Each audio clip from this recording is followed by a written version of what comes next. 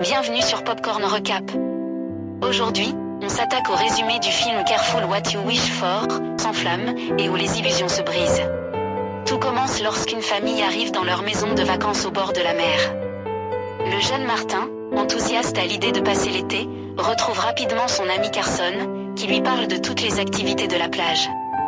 Depuis la fenêtre, Martin remarque un couple fraîchement marié, Lena et Elliot, leurs nouveaux voisins. Discrètement, il observe Lena, mais lorsqu'elle croise son regard, il se recule maladroitement, gêné.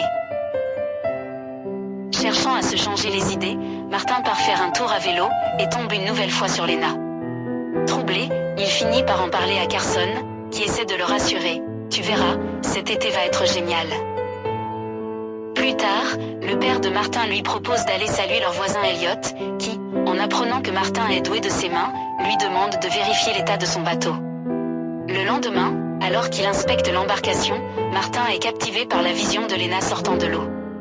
Elliot surgit alors et interrompt cette scène en demandant où en sont les réparations, avant d'offrir un petit job d'entretien à Martin, payé $14 de l'heure. Le soir venu, Martin aperçoit par la fenêtre un comportement envahissant d'Elliot envers Lena, ce qui éveille en lui une forme d'empathie. Lors d'une sortie en bateau, Elliot vante sa réussite et son aisance financière, mais Martin reste pensif. Plus tard, il surprend Lena paniquée par une araignée dans sa voiture. Il lui vient en aide, et cet instant renforce encore davantage l'attirance qu'il éprouve pour elle. Avec prudence, Carson lui conseille de rester sur ses gardes, surtout avec Elliot dans les parages. Un jour, Lena se retrouve enfermée hors de sa maison. Elliot est absent, et elle demande l'aide de Martin. Sous l'orage menaçant, il casse une fenêtre pour entrer et déverrouiller la porte. En le remerciant, elle lui apporte un verre et soigne sa petite blessure. La tension monte.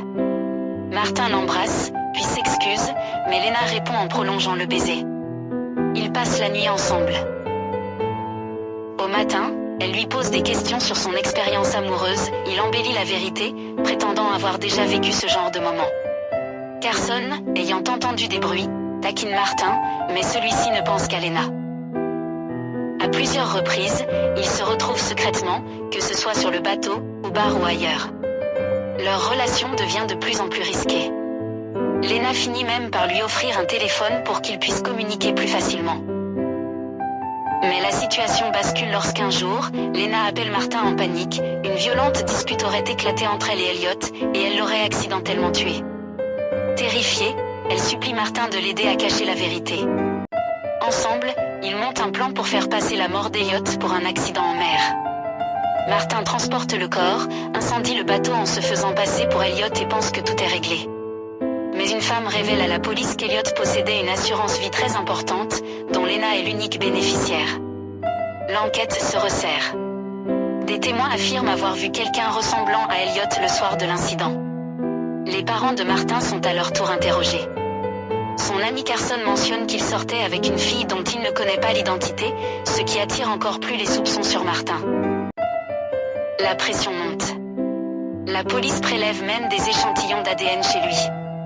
Martin finit par vouloir clarifier la situation auprès de Lena, mais elle le piège, elle déchire ses vêtements et crie, faisant croire qu'il l'a agressée. La police arrive et l'arrête. Martin tente de prouver son innocence en montrant son téléphone, mais cela ne suffit pas. Pourtant, en voyant un tatouage partagé entre Lena et une autre femme, il comprend, Lena et l'agente d'assurance sont complices. Ensemble, elles ont tout orchestré pour récupérer l'argent. Finalement, Lena et sa partenaire prennent la fuite dans un autre pays. Grâce aux indices retrouvés, Martin est innocenté par la police. Le film se termine sur sa libération et la disparition des véritables coupables. Alors, Lena a-t-elle vraiment aimé Martin, ne serait-ce qu'un instant? Ou n'était-il qu'un pion dans son plan? Dites-moi ce que vous en pensez dans les commentaires.